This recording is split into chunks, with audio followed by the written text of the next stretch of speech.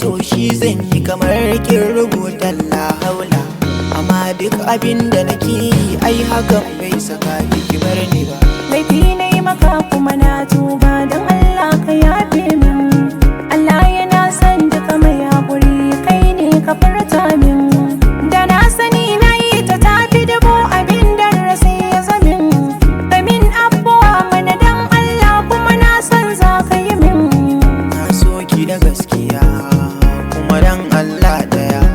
In biya tarin dukiya kunce san zuciya. Kin karya mini zuciya, kin tafi kin bar ni daya. Tafi ki bar ni bana bukatar ki mai fuska biyu. Ban ga amfanin idona ba in har ni ban ganka ba. Mene amfani na zuciyata in har ba ta so ka ba. Ban ga amfanin mafarki ba in dai har ba naka ba. Ban ga amfani na sauti ba in har ba muryar ka ba. A dakin fada su yi tasiri amma ban da yanzu.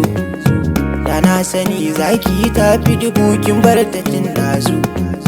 Da na sani na yi ta tafi dubu abin da rasa ya zamin. Na so ni ban san adadi ba amma ban da yanzu. Na roƙi alfarma don Allah ka yafe min. Ka yafe min don Allah ka yafe min. Ni fa ban san mene na yi maka ba, kuma kai baka faɗan ba. A tunani na ban yi komai ba, bai kamata hukunci ba. In ma na yi laifi na tuba, don Allah ka duba.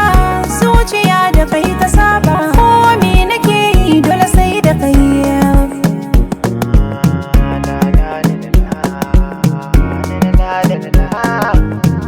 Kuskure ai malami